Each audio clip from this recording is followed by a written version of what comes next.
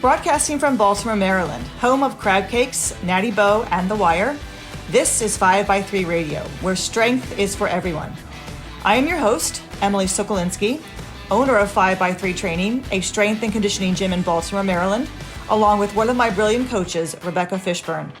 Each week, Rebecca and I will discuss the ins and outs of strength training, why there is a no one-size-fits-all approach, and why strength is so important in our daily lives. Thanks for spending some time with us today, and now, on with the show.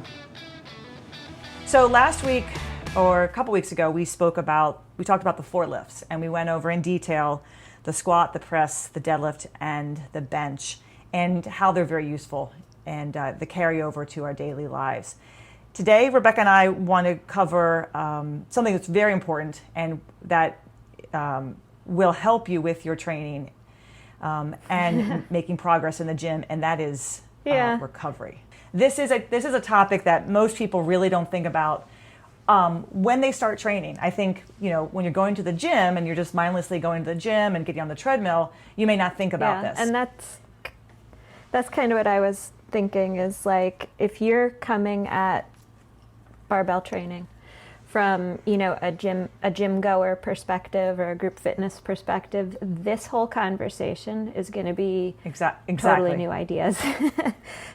The idea that rest, recovery, sleep, all of those sort of things have an impact, or an impact on your ability to do the exercises. It seems like a lot of what popular gym culture or group fitness culture is kind of every day you do something. Do more. Right. Don't do less, do more. And kind of not recognizing the importance of recovery. And if there's a problem, just add something else. And I think, that you and I have had many discussions about this, how we have had to work on ourselves in terms of giving our bodies rest and what it means to actually work towards something, and what does it mean to just go out for a run, go out for a walk. One day you do this, one day you go spinning, one day you take yoga. What's the process? Like, why are we doing these things? Why are we exercising? And the difference between exercising and training, and I think they both go hand in hand. I'm not going to say that one is better than the other, because sometimes exercise, that is exercise. I mean, we do want to move, we do want to better ourselves. And the kind of work that we're doing now with our clients is helping them get stronger. So there is a specific goal in helping them understand the stress recovery adaptation process that goes into getting stronger. There is something, you talk about outcomes. When we walk into the gym, when someone works with you, when someone works with me, there is a reason for them being there. There's a purpose for that hour and a half that they're going to be there with us. And these topics are very important for them to understand, because if they follow them well, then they will make progress. If they don't, it's going to impede their progress. Let's start with, sleep. That's a big one. What is it about sleep or being sleep deprived that makes people kind of feel like they're the champions of not sleeping? Yeah, it's funny. It's like kind of your ability to function on as little sleep as possible seems to be a bragging point for a lot of people. And I had a client for a while, sort of like a general exercise client, who, routinely would work until 2, 3 a.m. And he wanted to have 6 a.m. training sessions. Sometimes he'd come in and he wouldn't even have slept. Like that happened once. And I was like, you know what, we're actually really going to not do what you think we're going to do today, because your body doesn't need that. Right. You should be at home asleep right now. Right. And I think for whatever reason, our culture seems to devalue sleep. But, there's a lot of important processes that happen when you're asleep that are recuperative and regenerative, not just physically, but also mentally. Right. Right. I mean, people say you don't actually get stronger or grow muscle when you're in the gym. It's once you leave the gym and you go home and you sleep and you go home and you eat and you go home and you rest, that you are now recovering. And you have to give your body that time to recover before your next session if you want to make progress, if you want to get stronger, if you want to get, if you want to build muscle. And that sleep, that 8 hours, I mean, what do they say, 7 to 8 hours of sleep is crucial. Yeah, I mean, I guess usually I say 7.5 as sort of like a rough estimate. Some people need more and some people need less. That was one of my favorite things we did in a science class in 5th grade was we had to keep a sleep log. And then you had to figure out, like, if you woke up without an alarm clock, how many hours had your body naturally required you to sleep. So... Yeah, I like that. I was about 8.5 hours. And I think more than most of the kids. But I mean, it's if someone's going to come into the gym and they haven't slept for more than 3 hours, let's say 3 or 4 hours, and they expect to add weight to the bar or complete another set from the previous day, I can tell right away when someone's not that's not going to happen for them. And I asked a question. One of the first questions was, first I say, did you eat? But then it was, did you sleep last night? Did you actually rest? And if that person hadn't slept the night before or had had a bad night of sleep, they're not going to perform well. Yeah. And that's another thing too. I mean, it's like, like a bad night's sleep. Sometimes you think that you've gotten your 7.5, 8 hours, right. But there can be any number of circumstances surrounding a bad night's sleep that, like if you're drinking wine before you go to bed, that's not going to be a good night's sleep. Right. If you've, got people waking you up in the middle of the night or animals, that kind of thing. Right. So disruptive sleep is also, less than ideal. Yeah, and it's good when people do start to understand. Once a person starts training and starts lifting, and they get far into the program, they start to pay attention more to their sleeping. One of our drop-in that we get off and on, his wife just had a baby, so their first baby. So his email to me was, I want to stop in and see you guys and talk about maybe my program because I know I'm not going to be sleeping well. And that's going to interfere with my training. So he's aware of that, and then making new lifters aware if anything is changing in their life that, okay, you started this program with us, just going to kind of let you know that's going to interfere. If you're working nights now, if your schedule's changing, we need to work with you because you're going to find it might start to become a little difficult to make progress. So we're going to figure out the best way to handle your programming and handle your training when that arises. And at first it's like, oh no, I'll be fine. And then they realize when they come in and they're so tired and they're wondering why they can't squat today. And last week they did this. It's like, well, I mean, each week is going to be different too, but sleep is definitely plays a big role. I think if it's something that's like repetitive, you repeatedly have bad nights of sleep, that's definitely going to have a bigger impact. A lot of times if it's sort of a one-off, you had a crappy night's sleep, you were up for whatever reason, sometimes you can kind of just go on adrenaline the next day. That's how people make it through their next day at work if they've only had 3 hours sleep. And it seems like sometimes even it's like 24 to 48 hours after not sleeping well that it really kind of kicks you in the butt. But if it's something that's happening on a regular basis, then you kind of have to take that into account when you're setting goals and expectations for your program. Yes. Yeah, and if you're working with a coach and you come in and you haven't been sleeping well, let your coach know. I mean, definitely speak to the person who's working with you because they're going to expect for you to add weight, or they're going to have something outlined. And today you're supposed to do 4 sets, and you haven't slept well in almost a week. Don't keep that. Don't suck it up like well, I can just push through. Pushing through is a bad idea. Your coach will appreciate it more if you say, I haven't slept in like a week. They're going to say, then we're not doing this today. If they're a good coach. It's I think a little different too if you're talking about pushing through and what you're doing is going out for, a 3 or 5 mile run. You can push through. Right.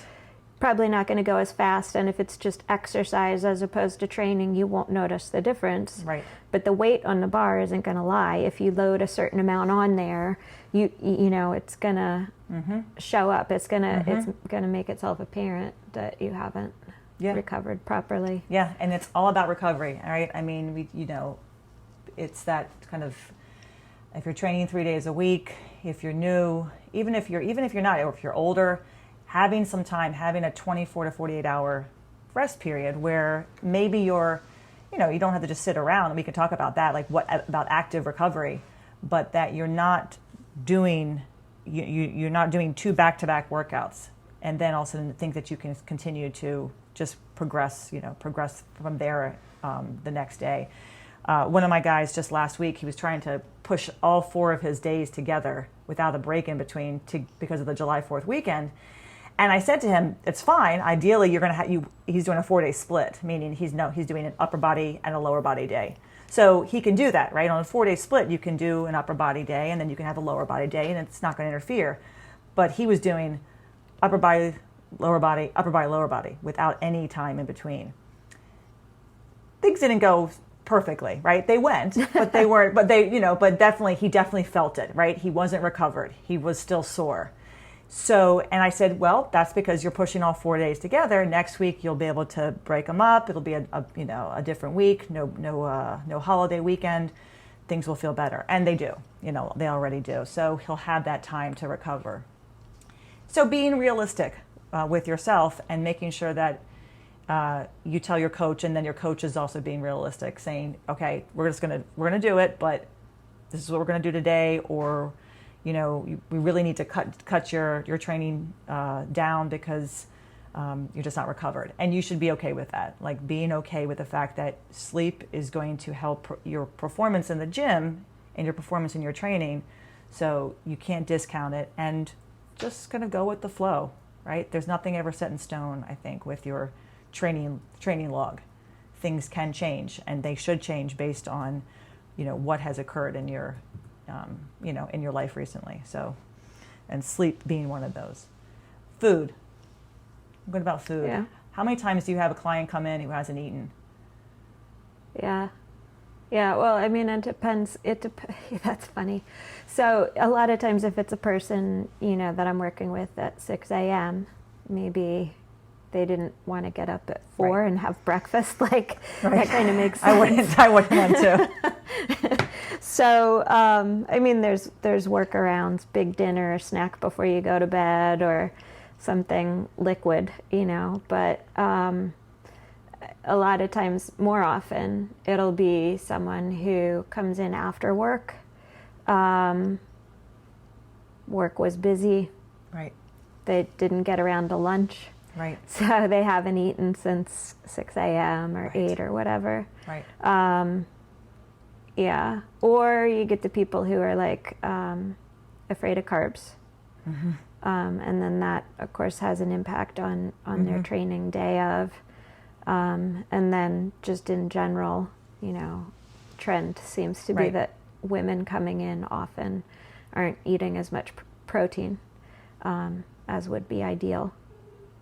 So what do you do with a client? Like when you, if you have a situation where you have a client who's started with you and they've been doing, working with you for a couple sessions, and then you find that they're not coming in with the energy that they had, or do you talk about that, with them? I mean, just in terms of training, not in terms of just kind of nutrition and weight loss or weight gain. How do you handle that talk with people about why food is important?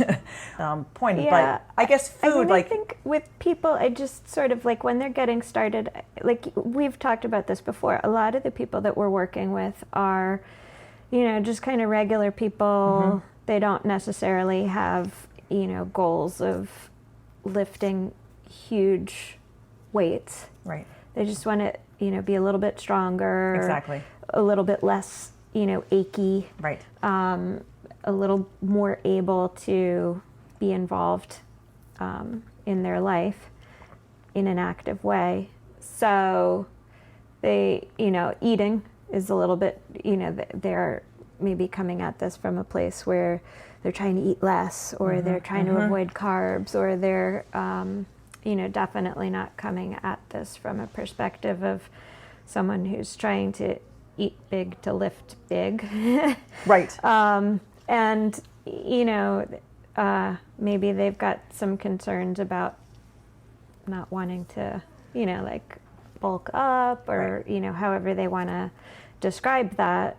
So I just kind of gradually start talking about any of these things, sleep or food or stress, and just talk about the importance of protein to help rebuild what they're breaking down when they're in the gym, the importance of carbohydrates to fuel their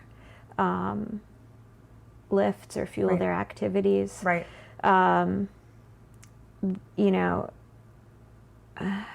don't, the people we're working with are not the people who need to do a go mad diet or really eat a whole lot more than they're necessarily used to, but just prioritize some protein foods and make sure that they're getting carbohydrates, not cutting those out entirely.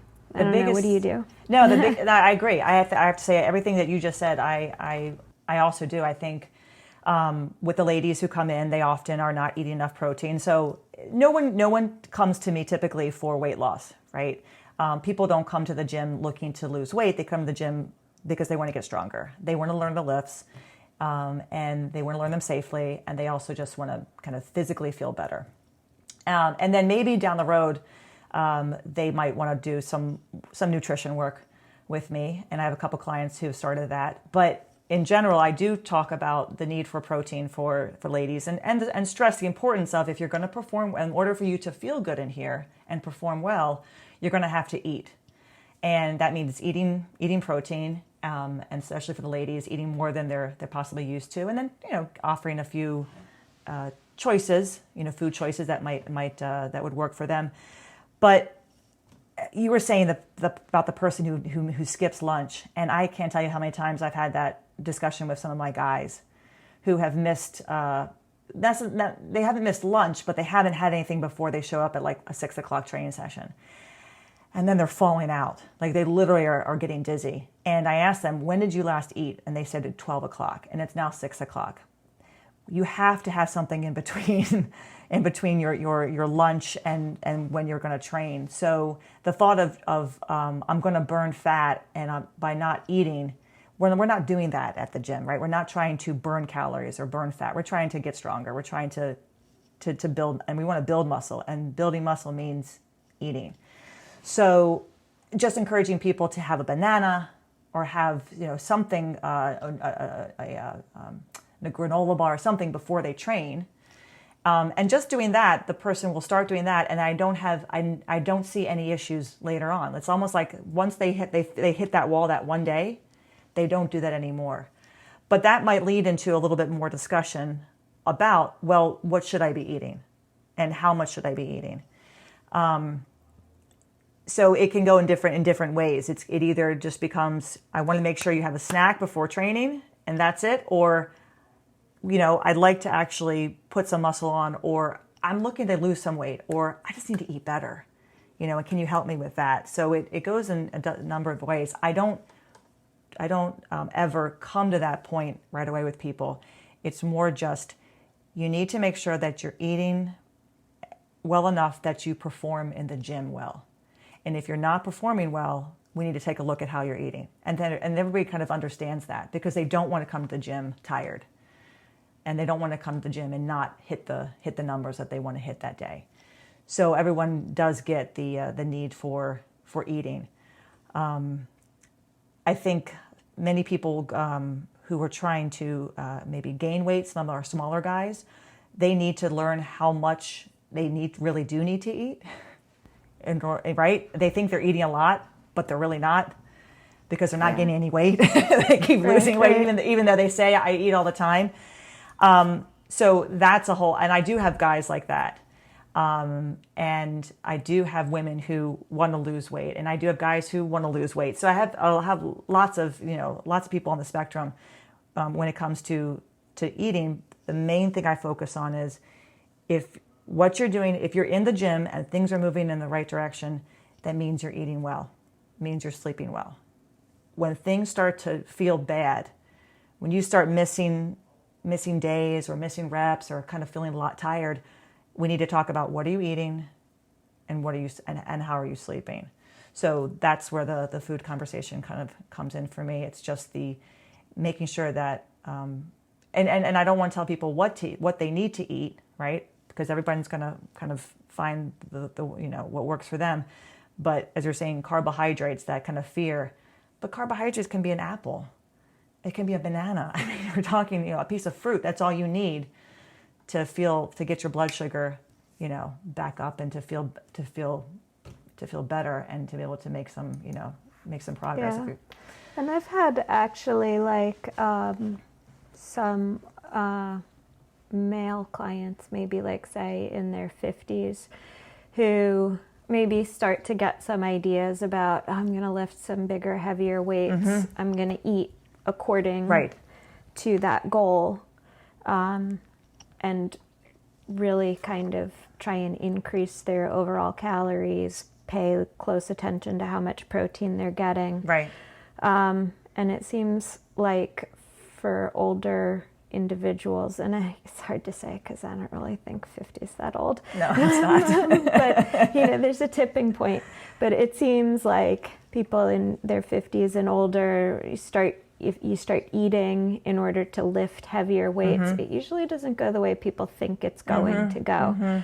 And they give it they increase the calories, they increase the protein, sometimes to the point where it's like a second job, and then they come back and they're like, I don't like the way my pants fit anymore, and not in like the sense of, okay, I got some muscle on the backside now. Yeah. I mean, you're talking to you're not 17 years old. Like you're 50, you're 55, you're 60. That's a hard thing to come to terms with. It is. And at 17, we have a young man who's going to start training with us, and he's 16. And he's, he said his father's like, he's lost some weight. He's down to 147. He was 155, and he's still super, super skinny. He's a football player, and I'm like, great, we're going to get you in for 2 months, and we're just going to force feed you and make you lift weights. And he's like, I'm in, I'm all in. He just, he's ready. He's that 17-year-old who needs to have a milkshake and eat 5,000 calories because he's still growing. Right? The 50-year-old needs to understand that they're not going to eat like that. There's a point of diminishing returns. Yes. How strong do you want to? I mean, sure. The more I eat, the heavier I can lift. I mean, it's true that yes, in order to put weight on the bar, you may have to put weight on yourself. But after a while, what's the real reason? Yeah, I mean, I kind of got to that point a couple of years ago. One of the other trainers that I work with, and that was when I was really on a roll with I wanted to get to a certain weight, particularly with my deadlift. And one of the other trainers I worked with, who's a CrossFit guy, was like, you're going to have to actually start gaining more weight though.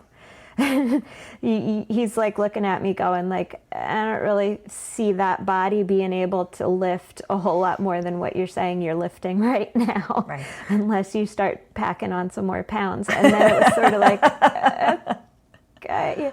I mean, there's a point where it's okay, that's probably not a bad trade-off. You're going to be afraid of a couple pounds, or do you want to be strong? Right.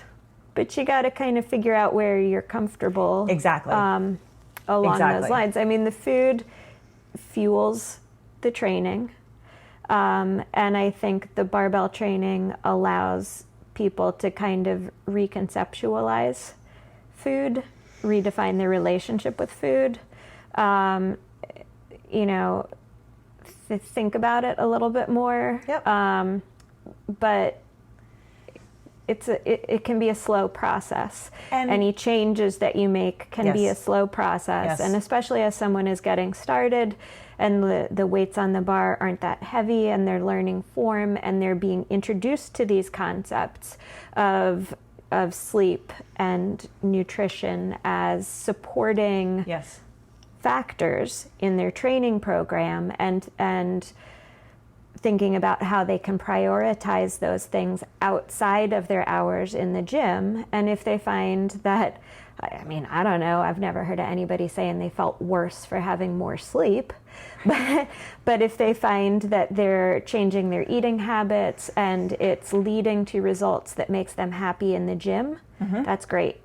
If they're making changes in their eating habits that lead to results that they're not so happy with outside the gym, right, then make small changes and get back to where you were. Like it's a little trial and error thing. Right. That nothing's set in stone or permanent, but Yeah. the nutrition is important if Yeah. you want to be lifting heavier weights. Yeah, and to go back to something you said about the kind of people that we train, that yes, people want to make progress, but no one comes to me and says to me, I want a 600-pound deadlift.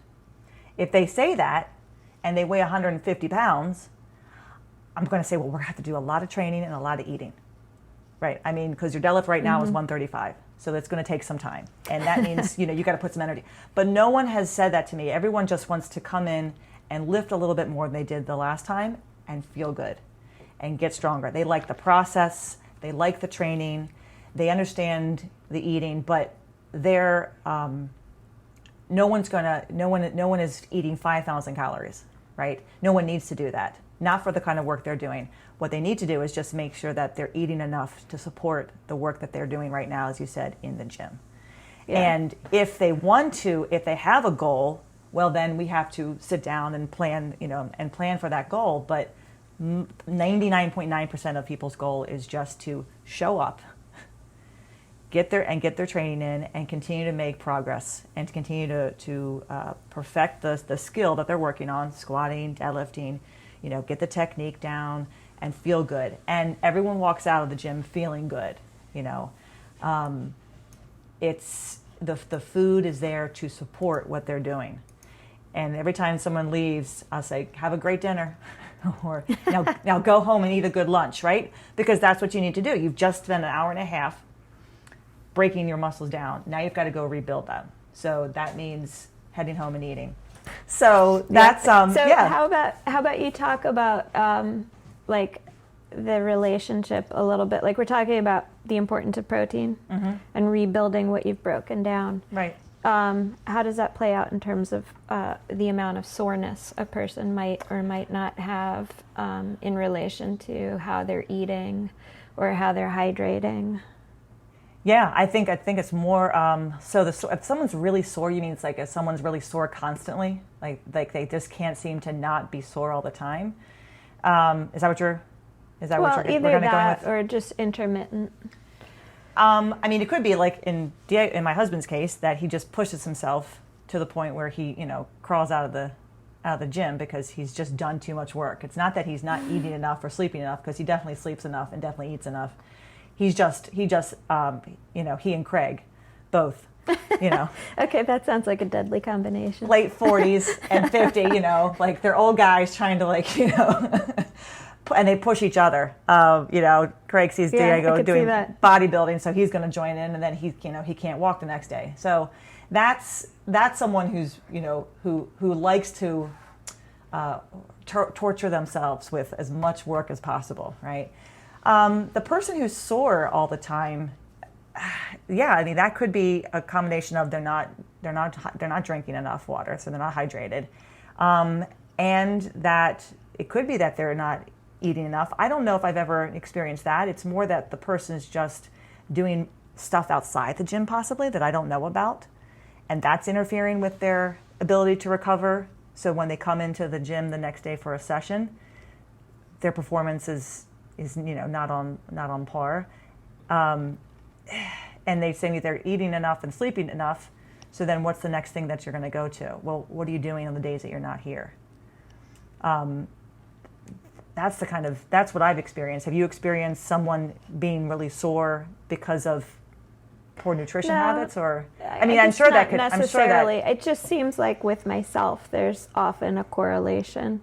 Like I'll do something that I expect not necessarily to be sore from, And if I've got more lingering soreness, I'm Yeah. like, oh, let me see what I've been age. eating or not eating. It's your age.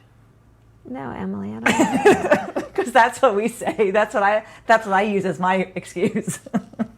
It's your age. That's what Diego uses. Dale told us that he was closer to 30 than he was to 20. He's 25. He said, I might as well be 30. I was like, it doesn't work that way. I think the soreness can, I've noticed that just week to week, it could be just, who knows why I get sore from one thing to the next. And one week something really hits me and the next week it doesn't hit me as much. Could have been the way I slept. Maybe I was curled up kind of funny. Maybe I had my arm underneath a pillow funny. So I've often found that, and that's just also my members who have mentioned that to me. They kind of wake up, they're like, I had this crick in my shoulder.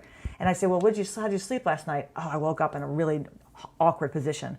I was like, well, that's probably what's going on. I don't think it's what you did here. I think it's what you did at home and when you were in bed. And that's, that's a shame. We don't want to have to say that. But yeah, that just doesn't sound right. Doesn't sound right, no. But I mean, I know that I sleep like in a fetal position at times, and so my knees will hurt in the morning the next day because I've slept like curled up in a little ball, and that doesn't do well for my knees. So I have to be mindful of that. So we covered sleep, we covered food. I wanted to throw in there kind of what I guess active recovery, like what people are doing outside the gym. Would that be something you might add to a discussion with people? This goes along with what we talked about in regards to training and adding the conditioning in and find that balance there.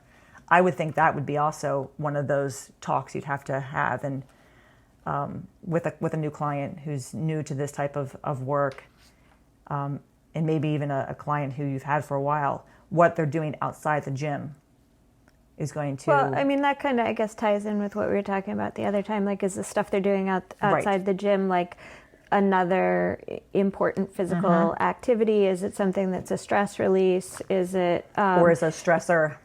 Yeah. And sometimes, there's ways to find alternative activities.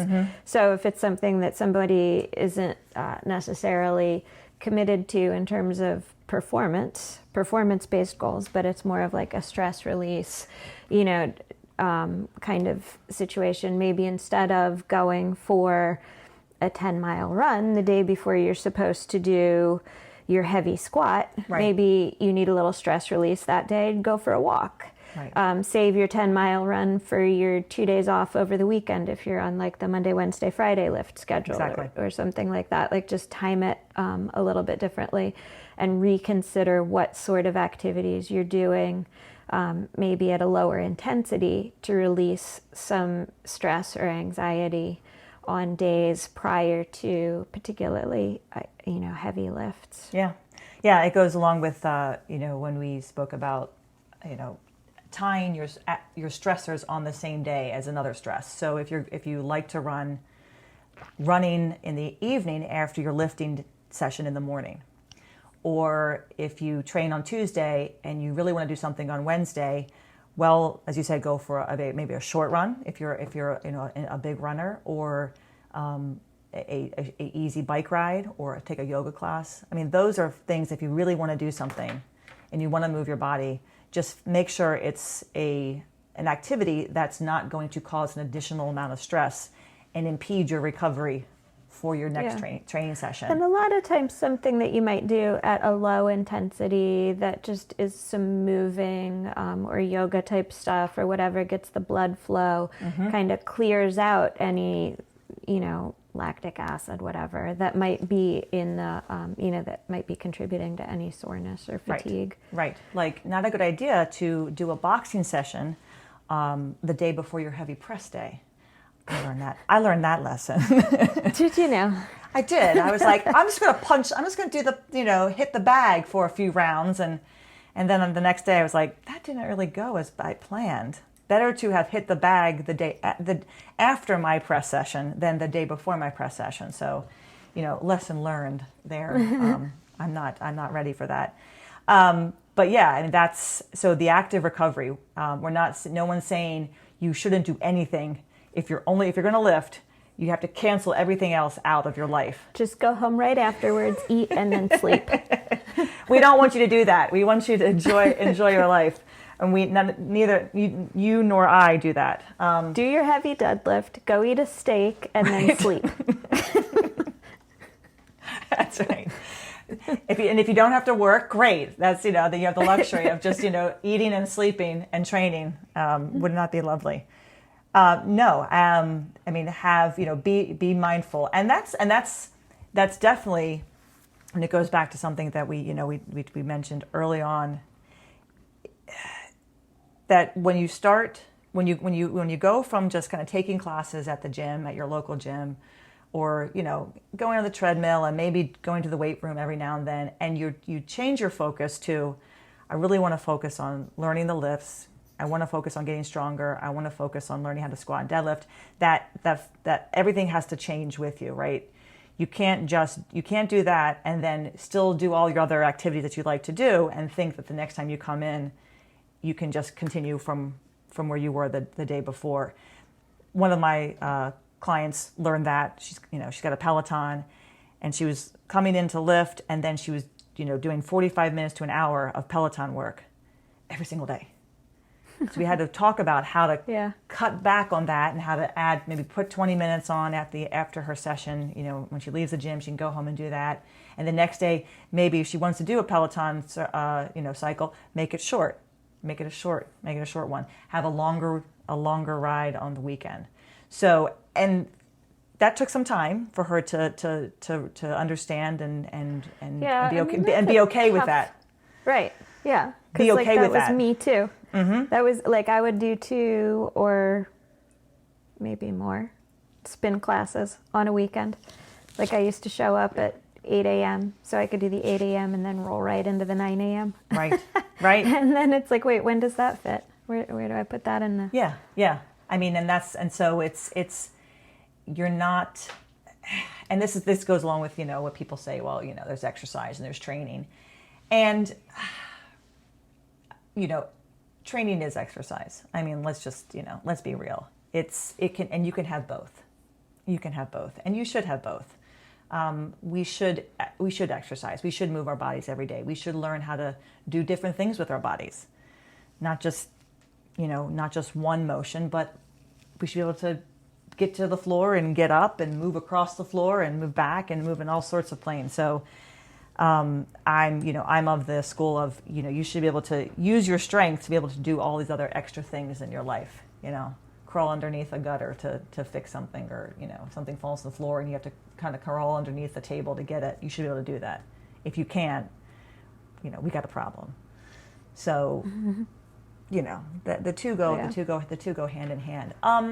So I pulled up a couple articles on recovery, because I wanted to just kind of go through and see, other than food and sleeping and then active recovery, things like massages. I mean, people, getting massages, if you like that, that's a nice way to. I mean, I guess that maybe falls under the active recovery category. People like to foam roll, so there's kind of foam rolling. Yeah. There's that. All of those kind of achieving the increased blood flow and circulation. I was looking to see. Oh, you talked about alcohol. Kind of being mindful of how much alcohol you're drinking. That's a big one, right? I mean. Yeah, and also I think the thing that people don't always consider with that too is the timing, right? Mm-hmm, so if you're drinking just before bed, your quality of sleep is going to be severely impaired. Right. You're actually not sleeping, you're sedated. Right. So that's not the same restorative process. Be mindful of, if you could have a drink, if it's a Friday night and you're going to train in the morning, well, have one glass of wine, have one beer. Don't go out and then have a glass of water before you go to party till 2 a.m. And then a little time, and then have it be bedtime. I've had people come in hungover. The sessions don't go well. They don't go well. Making sure that you're drinking. I think plenty of people definitely drink enough, when they're during their sessions. But maybe you mean like water? We've but like maybe beverage. Water. Yeah, yes. But maybe water's not enough. Maybe I know for me personally, I can't just drink water. I sweat way too much. So I have packets of Gatorade Zero, and I just pour a packet into my my container, and I fill it up with water, shake it up, and now I've got water plus some electrolytes. That does much more for me than just water. I also don't just like the taste of water. I know it's sad that I say that, but I need something in the water to drink. So there's that too. I think for some people, just drinking water may not be enough. You may have to mix it with some Gatorade or find something that, especially if you're a big sweater, if you really sweat a lot, that can keep you fresh, especially in the summertime. People talk about stretching, but I'm not a big stretcher. I don't necessarily think that, unless it makes you feel good mentally. I mean, what do you think? Yeah. What do you think of that? I guess I used to stretch more. I guess like with people that I work with, like personally, I used to stretch more, but I don't really so much anymore. And I don't notice much difference whether I do or don't. But I do have some people that I'm working with, and all of them are like, let's say 50 plus male, right, with desk jobs, yeah, who benefit from doing some sort of thoracic spine mobilization or stretching or something like that before they try and get under the bar for a squat. Yeah. Like a wall slide. Some of them can't do a wall slide standing up. It's like you got to lay down on the ground in order to have gravity assist. And doing that prior to trying to jam themselves under the bar, like getting under the bar in and of itself for a lot of people is a good stretch. Yeah. Some people need to start a little bit before that. Yeah. So I think the bar. Yeah. So I think what you're saying, is the same thing I do with a lot of my lifters, and mainly it's the guys, and it's young and older. And I look at that as more like mobility work. And we were talking to Sully recently. He mentioned he was starting to do Tai Chi and yoga with his clients, with his members, because he had done some mobility work prior to getting back under the bar when he was rehabbing his hamstring. I think it was a hamstring tear or something that he had.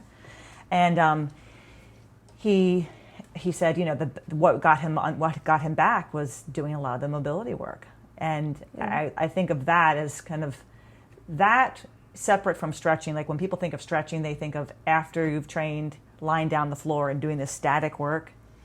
I don't know how much that really does help out the body.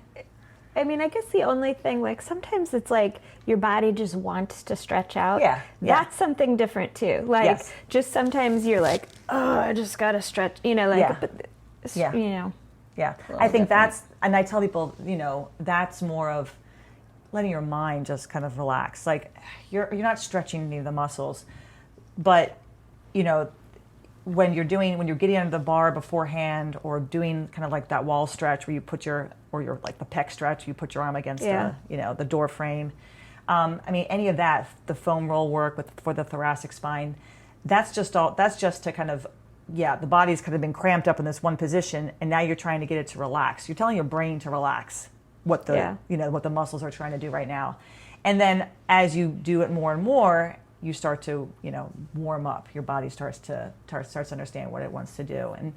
And then, weeks and months from now, you keep doing that, it's becomes automatic. You find yourself not needing to do as much of that as you used to, because now you're doing it so often. You've changed how your body moves. You changed how your body, is able to get into those positions. I think the mobility work is, I used to do it a lot more than I do it now. I do it as needed. So, a few weeks ago when my hip was really bothering me, I got downstairs on a softball, and I kind of rolled around on the softball, and then I did a few stretches, and And then the next day it felt great. And then it hasn't bothered me since. So I kind of do that as needed for when something's kind of tense and holding on and I need to like remind it to let go. Get it to let go. Yeah. Exactly. Yeah. And the stretching or kind of mobility work to get under the bar, people who have tight hips or aren't used to that squat position, I like that's another sort of mobility thing. Yeah. Sometimes like I'll start out just kind of hanging out down at the bottom in the squat position and rock one side to the other. But like you're saying, that I do on an as needed basis. Yeah. And that's sort of how I encourage clients to proceed too. If there's anything in particular, I mean, you don't want to like overstretch before you lift. Right. Little tightness is helpful. Yeah, I mean the warm up, the squat warm up is just that. It's the warm up. I tell people do as many sets with the empty bar as you need to. Mm-hmm. I have one of my new clients. I taught her the prying exercise, what you're talking about, sitting down there, kind of holding a weight, rocking back and forth, just letting your body relax to that position. Because if you're not used to being in that position, the body doesn't understand what to do until it actually. It's funny to me that has an exercise name. Yeah, it's the prying exercise. Yeah, because it's like sometimes you just do something because your body is screaming out to move in a certain way, and then you find out it's a thing and it has a name. It's like, no, that's just like the thing my body was asking me to do. I like to be able to say this is the prying exercise, and then I go, oh, okay. Yeah, but I can Google it, I can YouTube it, and it comes up. I do stuff like that before I squat, and Jan's like, what are you doing? Worshiping there at the bottom of your squat rack? Sometimes it's like I'll get down, it's like my knee needs to pop, so I'll do a little child's pose thing. She's like, what you got going on there? I mean, Diego will hang from the bar. Mm-hmm. He'll hang from the rack before he presses because of his shoulder. I have one of my other guys who will do that before he presses, and it's the only thing that will help him get into the overhead position. And then once he starts pressing, it just becomes more and more natural. We spoke about that with my mom, right? About her stretching and strengthening work. And she was pressing today. And I tell you, she was doing yoga over the lockdown. Her bench looks great and her press looks great. And she didn't do anything like that. She didn't do any strength training for 2.5 months. All she did was yoga. And she came back and her body is moving beautifully as a result. So there's something to be said about obviously definitely doing that work in combination with the strength training. Yeah. I don't know if we want to kind of wrap up here and touch on stress. Stress has its own podcast.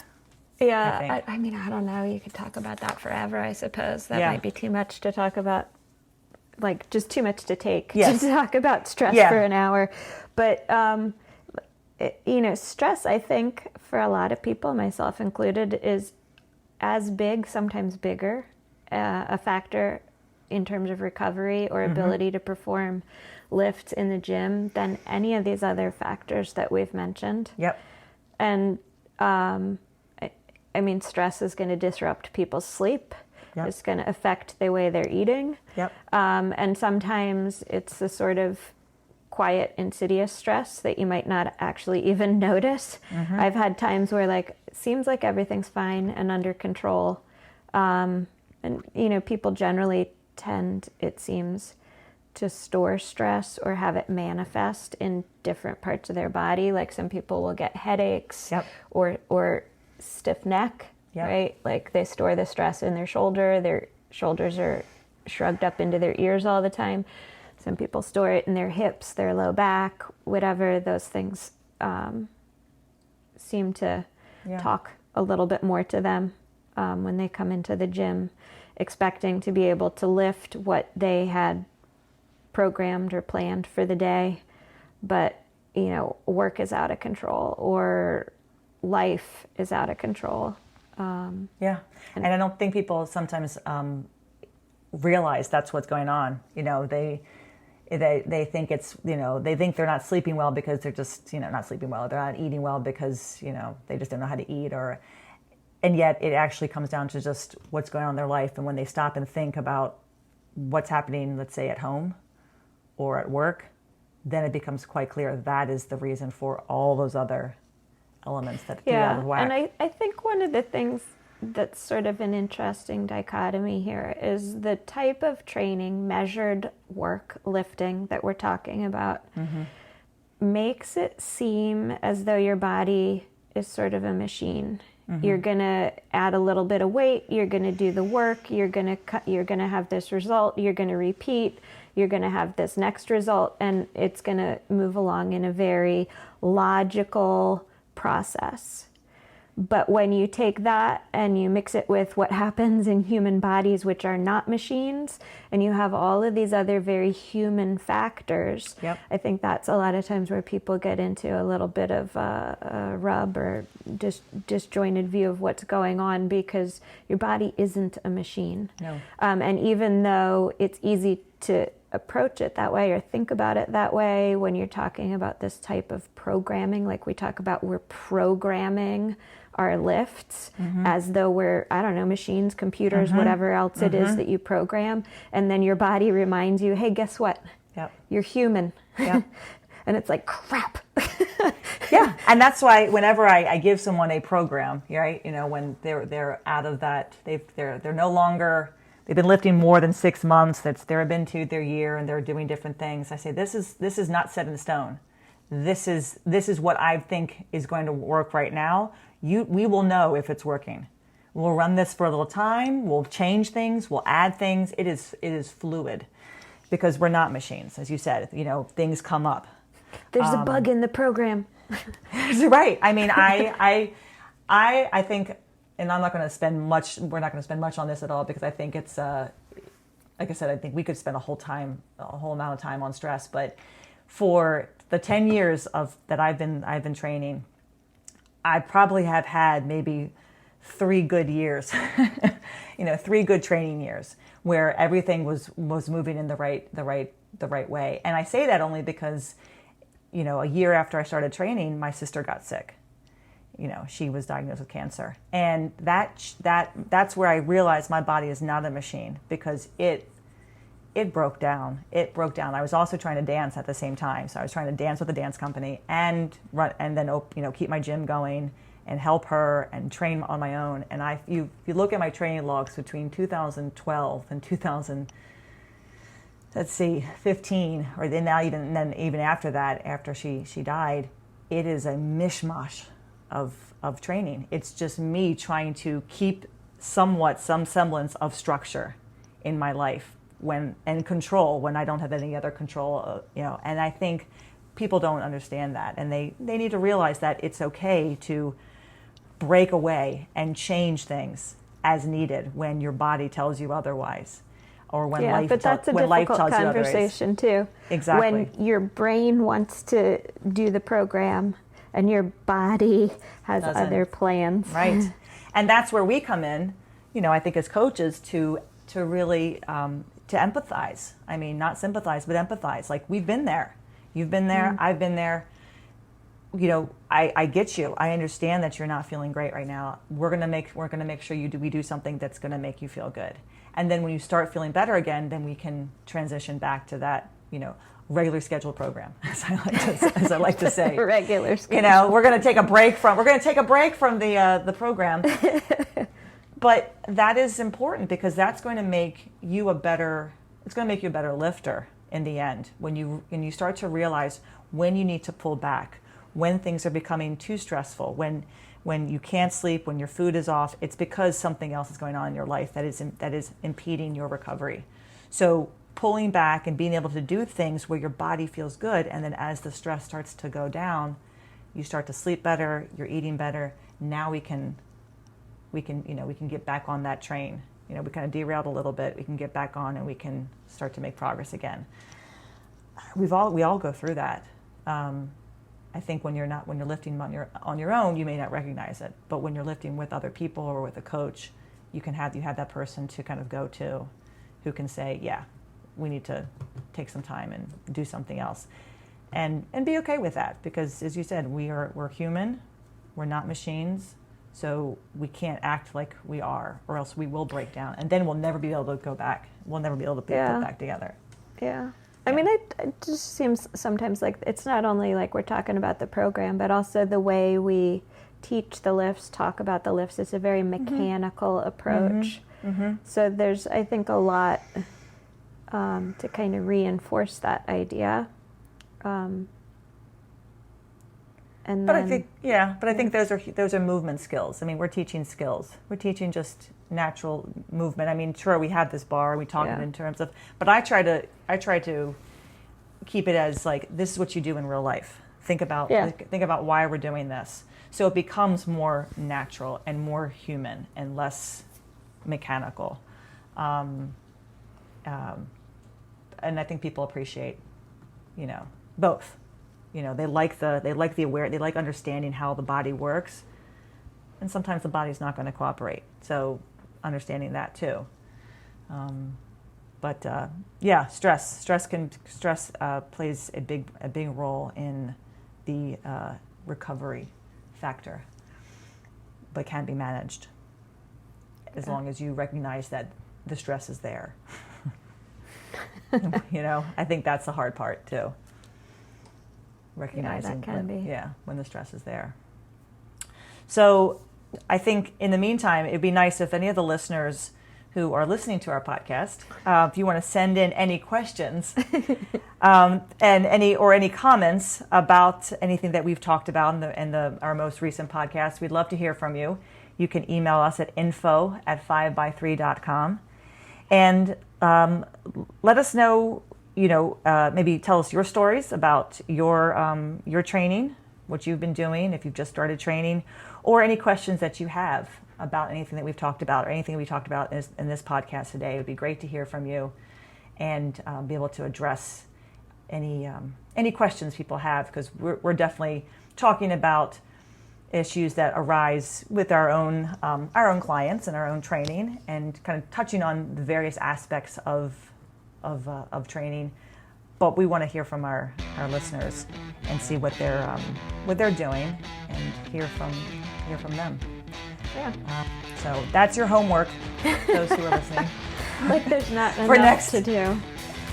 For next time, send us questions or stories or comments. info@5by3.com. We'll catch you in a couple weeks for the next one. Excellent. Thanks for listening to 5by3 Radio with Emily and Rebecca. If you like our show and want to know more about 5by3 training, please visit us at www.5, that's F-I-V-E, the letter X, the number 3.com. You can also find us on Facebook and Instagram. To learn more about Rebecca, please visit her website, cornerstonestrengthmaryland.com. Thanks for listening and have a great week.